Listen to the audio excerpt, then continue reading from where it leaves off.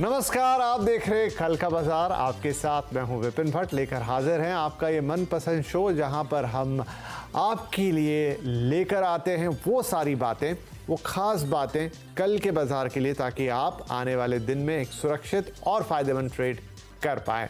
तो आप अपने निवेश और ट्रेडिंग से जुड़े अपने सभी सवाल हमसे पूछ सकते हैं। नंबर आप जानते हैं, लेकिन जो लोग नए जुड़े हैं और नंबर जिन्हें याद नहीं है वो प्लीज नोट करें, 7045220000। अच्छा ये लगता है कि काफ़ी सारे लोग नए जुड़ते हैं जो कई बार हमसे सोशल मीडिया पे सवाल करते हैं कि प्लीज़ वो नंबर बताइए, या दूसरे जो फेलो व्यूअर्स होते हैं उनसे पूछते हैं कि नंबर दीजिए। तो ये नंबर जनाब आपके सामने है, 7045220000। नए दर्शक नोट कर लें, पुराने वाले भी अगर कहीं नंबर खो गया या सेव नहीं है तो प्लीज़ नोट कर लें। इसके अलावा बहुत इंपॉर्टेंट बात, फेसबुक और एक्स पर भी ये शो लाइव चल रहा है। हमारे कई दर्शक इन दिनों टीवी की जगह हमें सोशल मीडिया पर ही देखते हैं और फॉलो करते हैं। तो प्लीज़ आप अगर अपने सवाल यहाँ से पूछना चाहते हैं तो तरीका बहुत सिंपल है, कमेंट बॉक्स में जाके अपना सवाल भेजिए, हम लाइव शो में वो सवाल अपने एक्सपर्ट से लेंगे। तो चलिए, ये तो हो गया सवाल पूछने का तरीका, और अब वक्त है कि हम बताएं कि आज आपके सवालों के जवाब देने के लिए हमारे साथ कौन मेहमान है। manasjaiswal.com के टेक्निकल एनालिस्ट मानस जायसवाल हाजिर हैं हमारे लिए आपके साथ आपके सवालों के जवाब देने के लिए। बहुत स्वागत है मानस जी आपका कल का बाजार पर। तो मानस जी के साथ ढेर सारी बातें होंगी, आपके सवालों के जवाब लेंगे, लेकिन उससे पहले एक नज़र आज के बाजार पर। आज कारोबारी हफ्ते का पहला दिन रहा, बाजार ने एक उतार चढ़ाव देखा। निफ्टी रियल्टी इंडेक्स ने रिकॉर्ड स्तर लगा दिया और सेंसेक्स 17 अंक चढ़ा, 73,896 पे बंद हुआ। निफ्टी भी हल्की बढ़त, 33 अंक माफ कीजिए हल्की गिरावट, 33 अंक गिरकर 22,443 पर बंद हुआ। आज सबसे ज्यादा बढ़त हेल्थ केयर और एफएमसीजी इंडेक्स में रही, वहीं कंज्यूमर ड्यूरेबल, तेल और गैस, पावर शेयरों में आज बिकवाली का दिन था। तो बाजार के लिए एक सुस्ती सा दिन, ठीक ठाक टाइप का दिन। बड़े निवेशकों का क्या हाल था आज? तो देखिए, एफआईआईज ने आज बिकवाली की 2,168 करोड़ से ज्यादा की, वहीं डीआईआईज ने आज खरीदारी की 781 करोड़ रुपए की। तो ये रहे बड़े निवेशकों के सौदे। और अब बात करेंगे कि आज के इस बाजार से हम कल के बाजार के लिए क्या क्यों लें और क्या करें। राइट, तो मानस, वीकेंड आई थिंक अच्छा था जब अमेरिका से जॉब डेटा आ रहे थे। डाउ हमने देखा काफी तेजी दिखा रहा था और उम्मीदें थी, लेकिन उस तरीके का रिएक्शन आज बाजार से देखने को मिला नहीं। तो क्या कहीं गैप रह गया, और अब कल के लिए क्या आकलन रहेगा? नमस्कार विपिन जी। तो देखिए, जिस तरह का पैटर्न लास्ट फ्राइडे, मतलब जो फ्राइडे सेशन था उसमें देखने को मिला था, उसको देख के लग रहा था कि शायद निफ्टी तैयार है एक छोटे मोटे करेक्शन के लिए, और आज वैसे ही प्ले भी हुआ। मॉर्निंग में गैप अप ओपनिंग देखने को मिली, लेकिन निफ्टी वहां पर सस्टेन नहीं हो पाया, क्योंकि अगर आप चार्ट्स पे देखेंगे तो 25,575 से लेकर 22,575 से लेकर 22,650 की रेंज में मल्टीपल रेजिस्टेंस दिख रहे हैं। तो जब तक ये रेजिस्टेंस क्रॉस नहीं होंगे, शायद निफ्टी को ऊपर टिकने में थोड़ी तकलीफ होगी। मेरा समझना यह है कि अगर एक बार ये 22,400 के नीचे ट्रेड करना शुरू करेगा तो शायद गिरावट बढ़ेगी, और उस केस में आपको 22,200 और उसके नीचे 22,100 तक के स्तर देखने को मिल सकते हैं। तो शायद एक छोटा सा करेक्शन है, लेकिन बहुत बड़ी तकलीफ नहीं लगती है। इसलिए आपकी कल की स्ट्रेटजी ये रहेगी कि आपको खरीदारी तभी करें जब 22,650 के ऊपर निफ्टी निकले। अदरवाइज उछाल पे थोड़ी सा लाइट रहे तो ज्यादा अच्छा रहेगा। नीचे की तरफ फिर से जब मौके मिले 22,100 के आसपास, वहां पर सपोर्ट ले, बाइंग इंटरेस्ट देखने को मिले, तभी खरीदारी करें। राइट, चलिए, तो अभी थोड़ी सुस्ती रहने वाली है बाजार में। निफ्टी 2,400 के नीचे जाता है तो फिर 22,000 माफ कीजिए 22,200 से 22,100 तक के लेवल देखने को मिल सकते हैं। 22,650 के ऊपर ही मामला फिर से कुछ अलग होता हुआ नजर आएगा। तो ये मोटी रेंज है अब जो मानस जी आपको कह रहे हैं कि आप बाजार में देख के अकॉर्डिंगली अपने डिसीजंस लेंगे। राइट, तो मानस साहब, बाजार का ये हाल हुआ, ब्रॉडर मार्केट का कुछ स्पेसिफिक शेयर्स जहां पे कल आपकी नजर रह सकती है? तो देखिए, 3 स्टॉक पे मेरी नजर है। 2 तेजी के स्टॉक है और एक मंदी का स्टॉक है। तो तेजी का स्टॉक है गोदरेज प्रॉपर्टीज, जहां पर आज बहुत ही बढ़िया रैली देखने को मिली। लेकिन देखिए, आज की रैली के बाद मैं समझता हूँ कि फॉलो बाइंग देखने को मिलेगी, क्योंकि यहाँ पर एक फ्रेश ब्रेकआउट देखने को मिला है, काफी बेहतर वॉल्यूम देखने को मिले हैं। तो गोदरेज प्रॉपर्टीज में खरीदारी करनी है 2799 के स्टॉप लॉस से 2950 के टारगेट के लिए। दूसरा स्टॉक मैरिको का है, जहां पर स्टॉक ने कंसोलिडेशन के बाद आज एक फ्रेश ब्रेकआउट 200 दिनों के मूविंग एवरेज के ऊपर दिया है।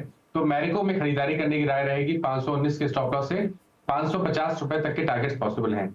वीकनेस वोल्टास में दिख रही है। देखिए वोल्टास ने आज अपने एक बहुत इंपॉर्टेंट सपोर्ट था 1460, उसको ब्रीच किया, उसके नीचे गया है, तो एक बड़ी रैली के बाद एक छोटा सा करेक्शन ड्यू है। तो यहाँ पर आप शायद बिकवाली करने का ट्रेड ले सकते हैं। 1471 का स्टॉप लॉस लगाना है और 1410 तक के टारगेट्स पॉसिबल है वोल्टास में।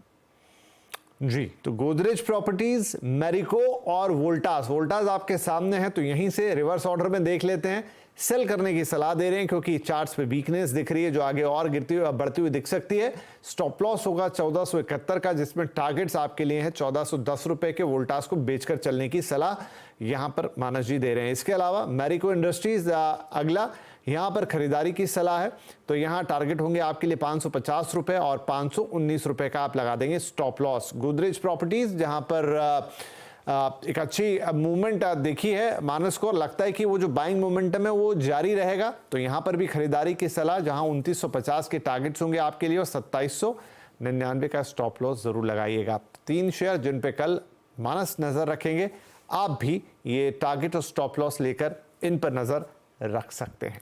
राइट, चलिए अब वक्त है सवाल जवाब का, जो सबसे इंटरेस्टिंग पार्ट होता है इस पूरे प्रोग्राम का, क्योंकि उससे कई लोगों के जवाब मिल जाते हैं, मार्केट का मोटा ट्रेंड पता लगता है, कौन शेयर कैसा कर रहा है ये भी हमें समझ में आता है। तो क्षितिज पटेल साहब हैं, कानपुर से हमें कॉल कर रहे हैं। क्षितिज जी, बहुत स्वागत है आपका, क्या सवाल रहेगा?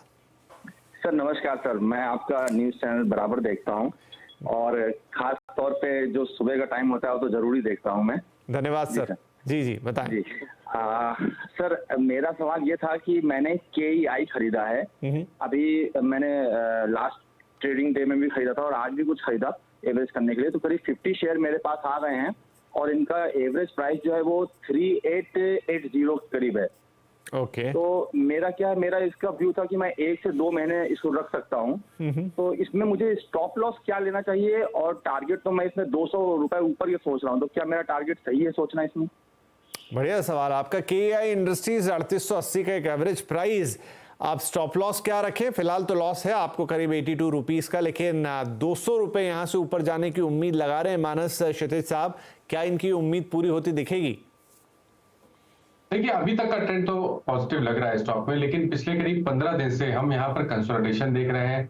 4100 पे एक रेजिस्टेंस बन गया है और आज का जो पैटर्न है वो बहुत पॉजिटिव नहीं है, क्योंकि 20 डे मूविंग एवरेज के नीचे की क्लोजिंग है, तो शायद स्टॉक थोड़ा सा करेक्ट और हो सकता है। बट जैसे उन्होंने बताया कि आने वाले 1 से 2 मंथ के लिए स्टॉक को होल्ड कर सकते हैं, तो मेरे हिसाब से आपके जो सही स्टॉप लॉसेज हैं वो 3600 रुपए के नीचे लगाने पड़ेंगे आपको। 3600 रुपए के नीचे स्टॉप लॉस लगा के रखिए और फिर आपको 200 रुपए ऊपर टारगेट नहीं सेट करने हैं, क्योंकि आप ये बेट करेंगे कि 4100 के लेवल्स को स्टॉक ब्रीच करेगा और उसके बाद आपको 4400 तक के टारगेट देखने को मिलेंगे। तो ये करीब 3 मंथ का टाइम फ्रेम लेके चलिए, बने रहिए 4400 के टारगेट के लिए 3590 के स्टॉप लॉस के साथ। राइट, तो चलिए बिल्कुल बने रहिए, 3 महीने का कर लीजिए समय अब 2 से बढ़ा के, और आपको अब छोटा मोटा टारगेट नहीं 4400 के टारगेट्स देखने हैं और 39 अच्छा मानस आपने 3950 बोला है 3600, क्योंकि आपने शुरू में जिक्र किया था स्टॉप लॉस के लिए? स्टॉप लॉस के लिए 3590 का आपको। अच्छा 3590, ओके 3590 का स्टॉप लॉस, चलिए 3600 भी उसके करीब है। 3590 का स्टॉप लॉस लगाएंगे और 4400 के टारगेट्स के लिए एम करेंगे। 3 महीने का समय KEI इंडस्ट्रीज में रखेंगे। तो जिन और लोगों के पास भी ये शेयर हैं लगभग इसी भाव के आसपास, प्लीज नोट जरूर कर लीजिएगा। राइट, ये रहा 3590 और 4400 के टारगेट्स KEI इंडस्ट्री के लिए फॉर 3 मंथ्स। विरल पटेल साहब अब हमें कॉल कर रहे हैं अहमदाबाद से। पटेल साहब स्वागत है आपका, बताइए क्या शेयर हैं? Sir good evening. Good evening जी। मेरे पास टाटा टेक्नोलॉजी के 200 शेयर है और उसका प्राइस मैंने एवरेज करके किया है 1215। ओके।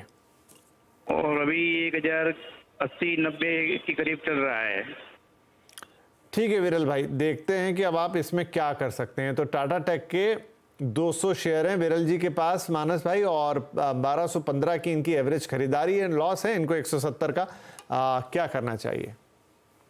देखिए बहुत ज्यादा हिस्ट्री चार्ट्स पे नहीं है, तो मीडियम टू लॉन्ग टर्म का व्यू देना मुश्किल है मेरे लिए। लेकिन अगर आप शॉर्ट टर्म चार्ट्स देखें तो एक सपोर्ट है, एक बहुत ही स्ट्रांग सपोर्ट है 1020 पे। तो जब तक 1020 के ऊपर स्टॉक ट्रेड करता रहे, आप अपनी पोजीशन में बने रह सकते हैं। मेरी राय ये रहेगी कि अगर 1020 के नीचे जाए तो आपको स्टॉक से निकलना चाहिए, क्योंकि उसके बाद करीब 100 से 125 रुपए की गिरावट और देखने को मिल सकती है शॉर्ट टर्म में। ट्रेंड बुलिश कहाँ होगा? देखिए, ट्रेंड बुलिश होने के लिए स्टॉक को कम से कम 1150 का स्तर बीच करना पड़ेगा, उसके ऊपर जाना पड़ेगा। और अगर स्टॉक ऐसा कर लेता है तो आपको बहुत ही जल्द 1300 से लेकर 1320 तक के भाव देखने को मिल जाएंगे। ठीक है, तो देखिए इसमें अलग अलग कंडीशन है विरल भाई। अब 1020 पे यहाँ सपोर्ट आ रहा है, उसके नीचे अगर ये गया तो फिर ये और गिर सकता है, ऐसा यहाँ पर कह रहे हैं मानस भाई। तो उस समय आपको निकल जाना चाहिए। अगर ये 1150 के स्तर तोड़ता है तो फिर यहाँ पर आपको ये 1300 से 1320 तक के भी स्तर दिखा सकता है। तो अब इसकी चाल पे थोड़ी नज़र रखनी होगी आपको। नीचे की तरफ जाता है तो वहाँ निकलने की एक जगह है जहाँ पे आपको निकल जाना है 1020 के नीचे। और अगर ये 1150 के ऊपर ब्रेकआउट करता है, तोड़ता है उस स्तर को, तो फिर आप इसमें 1300 तक के भी स्तर देख सकते हैं। तो आप दोनों ही मूवमेंट पे नज़र रखिए और किसी के भी करीब पहुंचे और कोई कंफ्यूजन हो आप दोबारा हमसे पूछ सकते हैं। चलिए जी, ये जवाब हो गया विरल जी के लिए। और अब हम चलते हैं हरियाणा, जहां पर कुलदीप यादव साहब फोन लाइन पर आ चुके हैं। यादव जी बहुत स्वागत है, बताइए क्या शेयर्स ले रखे हैं आपने? Good evening sir. Good evening जी। सर मेरे पास एक तो हीरो मोटो कॉर्पोरेशन के 1000 शेयर हैं, वो मैंने 4484 पे लिया है। और Okay. सर जो सेकंड है वो रिलायंस इंडस्ट्रीज का है, उसके भी सर मेरे पास 1000 शेयर हैं, वो मैंने 2966 पे लिया है। और सर मेरा जो नजरिया है वो शॉर्ट टर्म का ही है, ज्यादा लंबा नहीं है, 1-2 महीने का ही। तो इसके बारे में सर एक बार गाइड करें, क्या क्या करना चाहिए अभी? ठीक है जी, शॉर्ट टर्म के लिए आप देख रहे हैं 1-2 महीने के लिए रिलायंस आपके पास है और साथ में आपके पास है हीरो मोटो। चलिए पहले हम हीरो मोटो पे बात कर लेते हैं। हीरो मोटो के 1000 शेयर 4484 इस प्राइस पर है, थोड़ा सा प्रॉफिट है इनको यहाँ पर, लेकिन आगे चलते हुए इन्हें क्या करना चाहिए? 1-2 महीने का से ज़्यादा ये रखना नहीं चाहते हैं। देखिए, मेरा समझना है कि हीरो मोटो कॉप पे बने रहिए, क्योंकि स्टॉक करेक्ट हो चुका था, उसके बाद अब स्टॉक ने स्ट्रेंथ दिखाई है, लोअर लेवल पे कंसोलिडेशन दिख रहा है पिछले 3-4 दिनों से। लेकिन आई थिंक स्टॉक में पोटेंशियल है वापस पिछले हाई जो कि 4900 का था उसको टेस्ट करने के लिए। तो मेरे ख्याल से यहाँ पर बने रहना चाहिए। आपको स्टॉप लॉसेस 4290 4290 के नीचे ही लगाने पड़ेंगे, वही सबसे सेफ स्टॉप लॉस लग रहा है। ठीक है जी, तो 4290 का स्टॉप लॉस लगाइए और हीरो मोटो में टिके रहिए। दूसरा शेयर इनके पास था रिलायंस का, वहां क्या करना चाहिए मानस? देखिए, शॉर्ट टर्म में अगर हम बात करें तो रिलायंस पे एक बहुत ही स्ट्रॉन्ग सपोर्ट है, जहां पर इसका 100 मूविंग एवरेज है और वो स्तर है 2885 का। तो 2785 का, माफ करिएगा, 2785 के ऊपर जब तक रिलायंस इंडस्ट्रीज रुका रहे तब तक आप अपनी पोजीशन में बने रह सकते हैं। फिलहाल के लिए स्टॉक ने एक सपोर्ट था 50 मूविंग एवरेज पे, उसको ब्रीच किया है, लेकिन फिर भी क्योंकि आपका नजरिया 2 मंथ का है, इसलिए मेरी राय में 2585 के स्टॉप लॉस से आप स्टॉक में बने रह सकते हैं। चलिए 2585 का स्टॉप लॉस लगाइए। 2789 ये फिगर है जो इंपॉर्टेंट है, इस पर ध्यान देने वाला है। लेकिन 2585 रुपए के स्टॉप लॉस के साथ रिलायंस में भी बने रहने की सलाह। और साथ में एक छोटा सा डिस्क्लेमर यहाँ पर, वो ये कि इस वक्त आप जो चैनल देख रहे हैं CNBC आवाज, उसका स्वामित्व नेटवर्क 18 के हाथों में है, जो कि एक रिलायंस इंडस्ट्रीज की कंपनी है। चलिए इस डिस्क्लेमर के बाद हम आगे बढ़ जाते हैं। हमारे अगले कॉलर है मदन गुप्ता साहब और आप कॉल कर रहे हैं हमें मुंबई से। मदन जी बहुत स्वागत है आपका, बताइए क्या सवाल है? नमस्कार सर। जी नमस्ते सर मेरे पास इरिडा के 115 शेयर हैं, 179 के रेट से हैं, और एक आरबीएनएल का शेयर है सर 624 है, 154 के रेट से सर। तो मुझे इरिडा में और आरबीएनएल में कौन से स्टॉप लॉस के साथ में बने रहना चाहिए? दोनों का नजरिया 3-3 साल का सर। ठीक है, पहले इरिडा की बात कर देते हैं, इरिडा की बात कर लेते हैं, फिर आपका दूसरा स्टॉक लेंगे। 3 साल का नजरिया है और 115 शेयर है मानस भाई, 180 के आसपास इनकी खरीदारी है, थोड़ा सा लॉस है इस वक्त, क्या करना चाहिए? देखिए, 3 साल का नजरिया अगर है तो मेरे ख्याल से बने रहिए। कम से कम 1 साल के हिसाब से मैं बता दे रहा हूँ व्यू अपना। अगर हम 1 साल का टाइम फ्रेम रखेंगे तो मेरे ख्याल से आप बने रह सकते हैं, क्योंकि जो मीडियम टर्म आउटलुक है वो पॉजिटिव लगता है। 140 रुपए पे एक बहुत ही स्ट्रॉन्ग सपोर्ट है। और ध्यान रखिए, जब भी स्टॉक 200 रुपए के ऊपर अब निकलेगा तो उसके ऊपर आपको कम से कम 60-70 रुपए का मूव जरूर देखने को मिल जाएगा। तो 140 रुपए के स्टॉप लॉस से इरिडा में बने रहना चाहिए। ठीक है जी, तो इरिडा में बने रहिए। और अगला आपने क्या पूछा था? नेल का 624 क्वांटिटी है और 154 के रेट से, वो भी 3 साल नजरिया है, तो कौन से स्टॉप लॉस के साथ इसमें भी बने रहना चाहिए? आरबीएनएल में। ठीक है जी, आरबीएनएल पे क्या सलाह होगी मानस जी ने? देखिए, आरबीएनएल के लिए आप एक स्टॉप लॉस ध्यान रखिए, उसके नीचे जाए तो आपको निकलना पड़ेगा। तो 210 रुपए के ऊपर जब तक ट्रेड करता रहे तब तक आप अपनी पोजीशन में बने रहिए, क्योंकि उसी जगह पर 50 वीक मूविंग एवरेज आता है, 200 डे मूविंग एवरेज आता है, तो उसके ऊपर जब तक बने रहे लॉन्ग टर्म के लिए कोई दिक्कत नहीं है, बने रह सकते हैं। 300 रुपए के ऊपर जब भी निकलेगा तो सबसे पहले 350 और उसके ऊपर 410 रुपए तक के टारगेट्स आपको स्टॉक में देखने को मिल सकते हैं। चलिए, तो 210 का स्टॉप लॉस लगाइए, क्योंकि आपके पास समय है थोड़ा, तो फिर इंतजार कीजिए। 300 के ऊपर जो गया तो 350 और फिर वहां से आगे 400 तक के स्तर भी आरबीएनएल दिखा सकता है। 210 के स्टॉप लॉस को होल्ड करने की सलाह आरबीएनएल के लिए।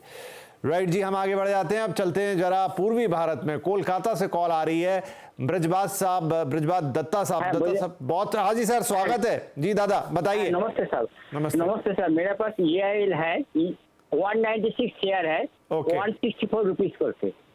ओके दादा। और PNB 405 शेयर है, 97 रुपीज करके। हाँ, वो लेता हूँ। लॉन्ग टर्म के लिए होल्ड कर सकते हैं। लॉन्ग टर्म के लिए आप होल्ड करेंगे। EIL के अलावा आपने दूसरा क्या नाम बताया?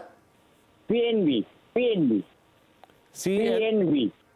Punjab national bank. PNB, okay दादा, ठीक है, बढ़िया। चलिए, पहले PNB ये रहा स्क्रीन पे, लेकिन उससे पहले जो आपका EIL है वो ले आते हैं, हिसाब किताब उसका देख लेते हैं। ठीक है, दादा को 70 रुपए का प्रॉफिट है एक शेयर पे, दत्ता साहब को, लेकिन आगे के लिए क्या करना चाहिए मानस जी? देखिए, पहले तो प्रॉफिट को प्रोटेक्ट कर लीजिए, उसके लिए आपको 209 रुपए का स्टॉप लॉस लगाना है। 209 रुपए के स्टॉप लॉस से बने रहिए। स्ट्रक्चर पॉजिटिव लग रहा है, एक inverse hand and shoulder pattern का ब्रेकआउट अभी मेरे ख्याल से 2 हफ्ते पहले स्टॉक ने दिखाया है। मेरे ख्याल से स्टॉक में पोटेंशियल है 270 और उसके ऊपर 292 292 के लेवल्स को टेस्ट करने का, तो यहाँ पर बने रहना चाहिए स्टॉक में। और आपको जो स्टॉप लॉसेस हैं वो 209 रुपए के नीचे लगाने हैं। ठीक है, तो दादा 209 रुपए के नीचे स्टॉप लॉस लगाइएगा। आगे आपकी नजर होनी चाहिए 270 और 292 पर, वहां तक आपका ये शेयर जा सकता है। तो ये हो गया EIL। दूसरा आपने कहा PNB, पंजाब नेशनल बैंक। मानस जी, पंजाब नेशनल बैंक के लिए क्या सलाह है?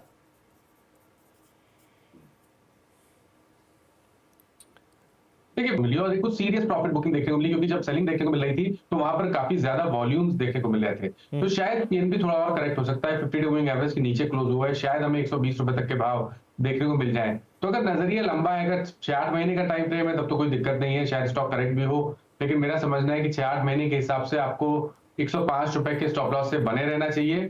कंसोलिडेशन के बाद जब ब्रेकआउट देखने को मिलेगा तो स्टॉक में 170-75 तक के टारगेट PNB में देखने को मिल सकते हैं, लेकिन स्टॉप लॉस जरूर लगाइए, वो जरूरी है।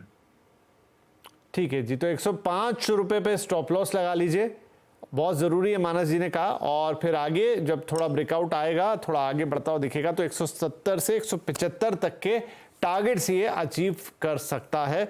ये PNB पे सलाह। चलिए, इसी के साथ वक्त है हमारे लिए एक छोटे से ब्रेक का, लेकिन ब्रेक के उस पार जब हम आएंगे वापस लौट के, तो आपके कुछ और सवाल, और खास तौर पे सोशल मीडिया पे जो दर्शक हमें देख रहे हैं उनके सवाल लेंगे। छोटा सा ब्रेक। Welcome back. आप देख रहे हैं कल का बाजार, और मानस जी हमारे साथ बने हुए हैं जो दे रहे हैं आपके सवालों के जवाब। और वक्त है कि हम सोशल मीडिया से कुछ सवाल लें क्विकली। काफ़ी सारे लोग हैं जो यहाँ पे अपने सवाल पूछ रहे हैं। विनय कमल साहब, लेक्स के 100 शेयर हैं, इनके पास 145 के भाव पर 1 साल का ये व्यू जानना चाहते हैं। मानस जी, मैं स्टॉक का नाम नहीं सुन पाया। LEX, lakes.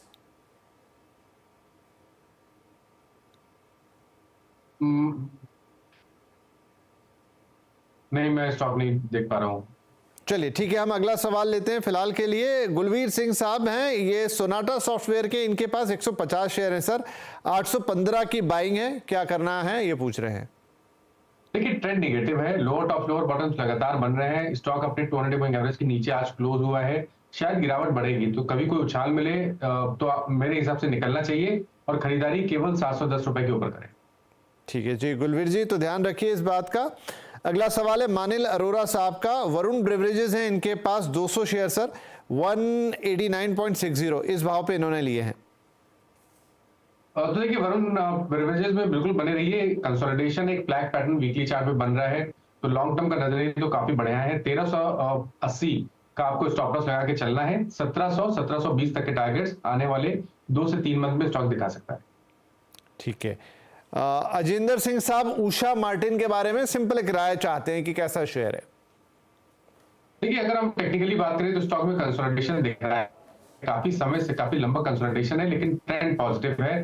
इसलिए अगर आपके पास लॉन्ग पोजीशन है तो 319 रुपए के स्टॉप लॉस से बढ़ रही है, 380 रुपए के ऊपर निकलेगा तो कम से कम 475 तक आपको स्टॉक दिखा सकता है। चलिए 300 के ऊपर 475 तक के यहाँ पर आपको स्तर दिखा सकता है। आगे कुलदीप कुमावत का सवाल है, L&T फाइनेंस पर 500 शेयर हैं इनके पास और 160 रुपए के भाव पर है, 5 साल के लिए लॉन्ग टर्म व्यू मांग रहे हैं।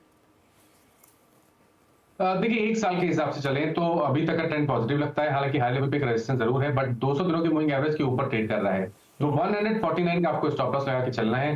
कम से कम अगर हम 2 मंथ की बात करें, 2 से 3 मंथ की बात करें तो टारगेट आपके 185 से लेकर 195 की रेंज में होंगे। चलिए तो 147 का स्टॉप लॉस लगाइए, 195 रुपए के आसपास के टारगेट्स आपके लिए यहाँ L&T फाइनेंस में नजर आएंगे। 2 से 3 महीने का ये व्यू है। रवि कापसे साहब यूनियन बैंक के बारे में पूछ रहे हैं कि क्या खरीदारी की जा सकती है। थोड़ा करेक्शन का वेट करिए, जैसा मैंने पहले मेंशन किया कि PSU बैंकिंग में थोड़ी सी प्रॉफिट बुकिंग है, तो थोड़ा वेट करिए। अगर 140 पे स्टॉक सपोर्ट ले, वहां पर बाइंग इंटरेस्ट देखने को मिले तो 129 के स्टॉप लॉस से आप खरीदारी कर सकते हैं और आपके टारगेट 162 से लेकर 172 की रेंज में हो सकता है। चलिए आगे इन्होंने अपने सवाल में ऐड किया था कि इनके पास 950 शेयर भी हैं, तो आपने बता दिया कि 162 से 172 तक के टारगेट्स देखने को मिल सकते हैं। 87 के भाव पे है तो ऑलरेडी आप प्रॉफिट में है, लेकिन आगे प्रॉफिट और बढ़ता हुआ नजर आएगा रवि साहब। चलिए सवाल और भी आ रहे हैं लेकिन समय का तकाजा रहता है, तो अब अलविदा कहना होगा आज के लिए। मानस जी बहुत शुक्रिया, आप पधारे और आपने दर्शकों के सवालों को जवाब दिए, लेकिन जाने से पहले कोई डिस्क्लेमर्स? तो विपिन जी, जिन स्टॉक्स के बारे में बात हुई, किसी भी स्टॉक में मेरा पर्सनल पोजीशन नहीं है, बट क्लाइंट्स के पास हो सकती है क्योंकि उनको हम लोग टाइम ये स्टॉक रिकमेंड करते रहते हैं। जी मानस जी बहुत शुक्रिया, और उम्मीद करता हूं कि आपने आज जो भी बातें बताई हैं कल के बाजार के लिए खास तौर पे आपने जो डायरेक्शंस दिए हैं उससे हमारे दर्शकों को काफी लाभ होगा और कल वो एक सुरक्षित और फायदे का ट्रेड करेंगे। तो सभी दर्शकों का और मानस जी का धन्यवाद, नमस्कार।